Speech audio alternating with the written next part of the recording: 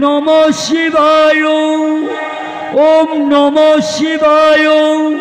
সত্যম শিবম সুন্দরম হর হর মহাদেব নমঃ শিবায়। ওম নমঃ শিবায়। শিবকল্পতরু বাবা লোকনাথ ব্রহ্মচারী গুরবে নমো নমো। মহাদেবের আশীর্বাদ প্রাপ্ত প্রিয় সন্তান বাবা লোকনাথ মানবের কল্যাণের জন্য এলেন বাবা ধরা ধামে মত্তলোকে বারোদিতে এসে বাবা বারোদি গ্রাম ধন্য হয়ে গেল মহাপুরুষ বাবা লোকনাথের চরণধুলিতে। আজকে গাছবাড়িয়া লোকনাথ ধাম, গাছবাড়িয়া বৌদ্ধবাড়ি ধন্য হলো আমার লোকনাথ বাবার চরণধুলিতে। সীতাকুণ্ড চন্দ্রনাথ মহাতীর্থে এসে বাবা লোকনাথ বিজয় কৃষ্ণ নামে এক সন্ন্যাসীকে অগ্নি থেকে রক্ষা করেছিলেন। সীতাকুণ্ড থেকে যাওয়ার সময় মনে হয় এক গাছবাড়িয়ার প্রতি মনে হয় বাবার দৃষ্টি ছিল। আর বাবার দৃষ্টি যদি এখানে না থাকতো আজকে এত ভক্তের পদধূলি আমি পেতাম না। আমার কাছে নেই কোনো ভেদাভেদ।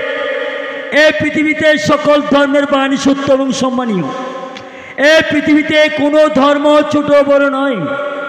এই পৃথিবীতে সকল ধর্মের বাণী সত্য এবং সম্মানীয়। আমার কাছে কোনো ভেদ নেই। আমার এই ধামে সকল ধর্মের মানুষ আসতে পারে। আমাদের পিছনে যিনি বসে আছে মোহাম্মদ কাশেম ভাইকে আমি একটু মঞ্চে আসার জন্য একটু আহ্বান করলাম।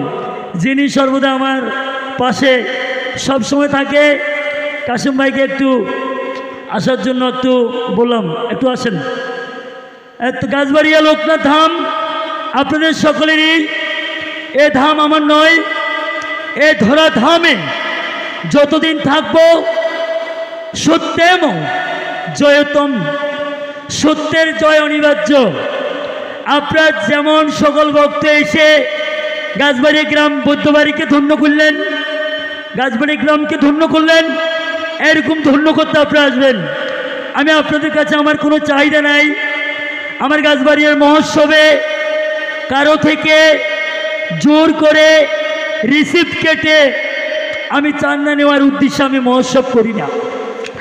আমি মহোৎসব এই জন্য আমার ইচ্ছা, লোকনাথ বাবার আদেশ, যদি পারিস মানুষের সেবা করিস, আমার আদেশ তুই পালন করিস।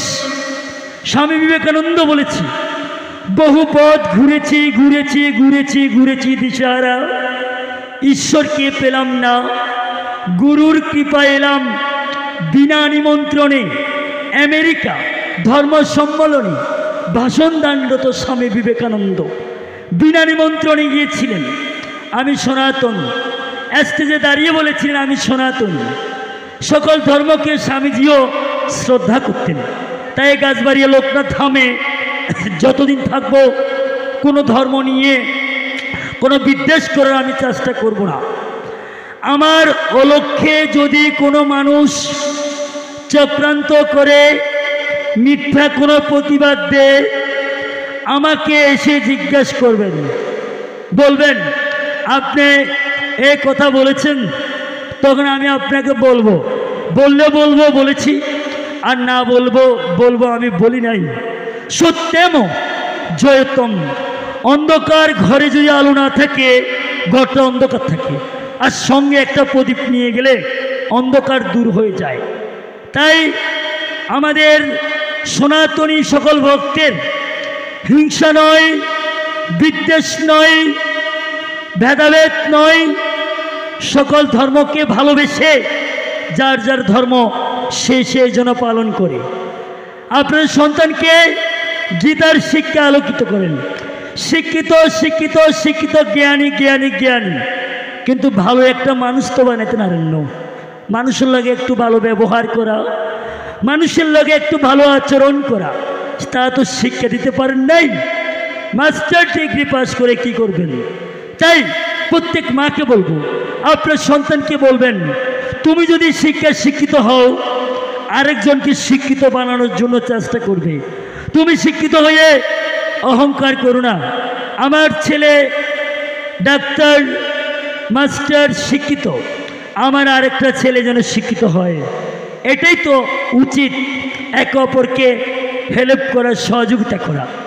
তাই গাছবাড়ি লোকনাথ ধামে আজকে যিনি গীতা পাঠ করলেন, গীতা মায়ের সন্তান শ্রী প্রকাশ রায় ইমেল, দূর দূরান্ত থেকে রাস্তা আসার পথে একটু যানবাহনে একটু অসুবিধার কারণে একটু লেট হয়ে গেছে, তবুও আপনাদেরকে অনেক সময় দিয়েছে। আমি প্রকাশ রায় ইমেলের প্রতি অত্যন্ত গীতা মায়ের চরণে আশীর্বাদ বাণী প্রার্থনা করি যে অনেকজন গীতা পাঠ করতে গিয়ে অনেকজনের মনে অহংকার সৃষ্টি হয়। আমার ছেলের কাছে যেন কখনো অহংকার সৃষ্টি যেন না হয়। আজকে যেমন ভক্তদেরকে সময় দিয়েছে, প্রত্যেক জায়গায় জায়গায় যেন গীতার বাণী প্রচারের জন্য যেন সময় দিই। আমাদের এই ঘর বাড়ি, টাকা পয়সা, সম্পত্তি, এই পৃথিবী যেমন আছে তেমনি পড়ে থাকবে। সুন্দর এই পৃথিবী ছেড়ে একদিন চলে যেতে হবে। এই পৃথিবী যেমন আছে তেমনি পড়ে থাকবে। সুন্দর এই পৃথিবী ছেড়ে একদিন চলে যেতে হবে। আমিও একদিন আপনাদের ছেড়ে চলে যাব। আমিও এই মন্দির নিয়ে যাব না, এই গাছবাড়ি লোকনাথ ধাম আমি নিয়ে যাব না। আচ্ছা, এখানে অনেক মা আছেন, বলেন তো একটা সন্তান কে দিবেন ভগবানের চরণে? হাত তোলেন দেখি। দিবেন? এ দেখছেন সন্তানকে কি ভালোবাসে। সন্তান কেউ দিবেন? দিবেন না। এক ঋষিকে বলেছিল, গুরুদেব আমার সন্তানের পৃথিবীতে আসলে আপনাকে দান করব।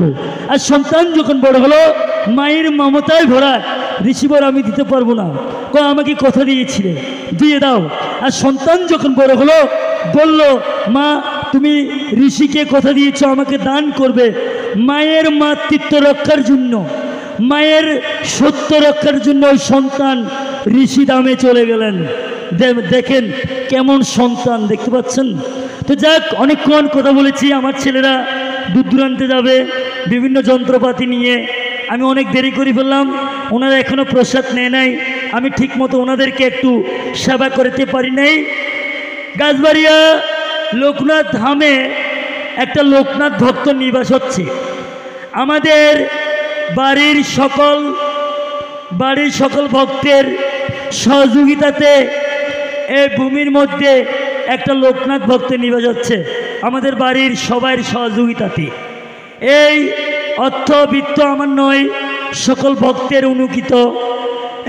দেশের বাইরে অনেক দূর দূরান্তে ভক্ত যারা আছে তাদের জন্য আমি প্রার্থনা করি এবং সকলের জন্য প্রার্থনা করি আপনারা সবাই যেন ভালো থাকেন, সুস্থ থাকেন, ভালো একটা হৃদয়, ভালো একটা মন, ভালো লক্ষ্য মানুষকে জীবনে প্রতিষ্ঠিত করে।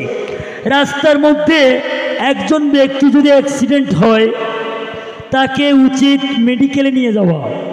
তা আমার প্রশ্ন নয় আপনি কি হিন্দু কি মুসলমান কি বৌদ্ধ কি খ্রিস্টান, আমার উচিত মেডিকেলে নিয়ে যাওয়া, যথাস্থানে পৌঁছে দেওয়া।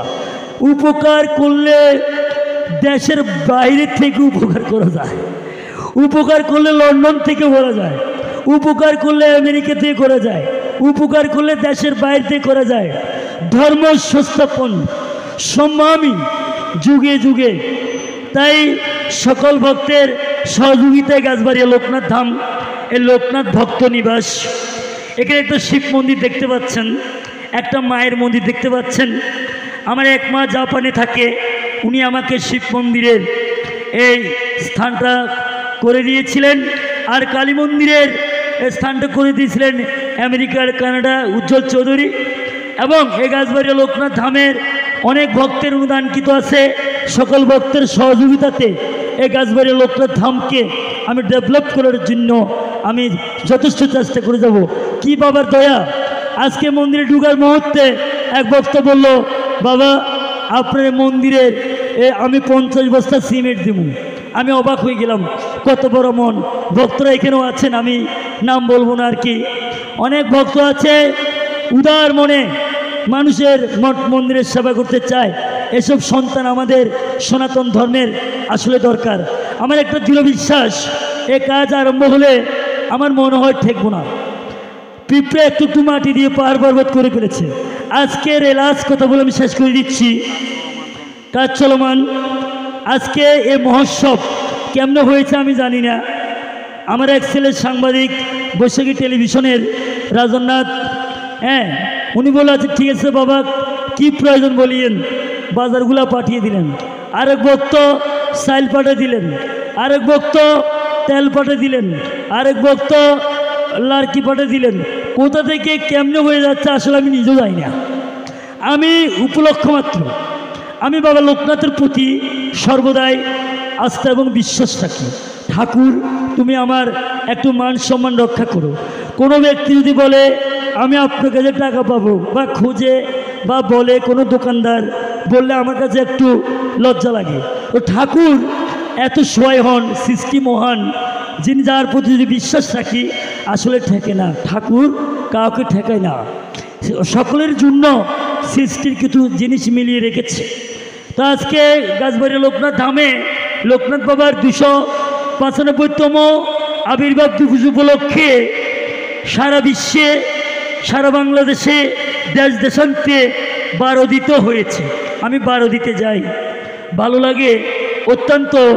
বারোদি আশ্রমে আমি যাই, বাবার মন্দিরে না গেলে আমার ভালো লাগে না। তো যাক, প্রতি বছর যদি বেঁচে থাকি, কথা দিলাম বাবা লোকনাথের নামে শপথ দিয়ে, বাবা লোকনাথের নাম নিয়ে অনেক লোক বিভিন্নভাবে প্রতারণা করে, আমি যেন আপনাদের কাছে প্রতারক হিসাবে বেঁচে থাকতে চাই না। আপনাদের কাছে আমি সিটিং হিসাবে বেঁচে থাকতে চাই না। আপনাদের হৃদয়ে যেন স্থান লাভ করতে পারে, আপনাদের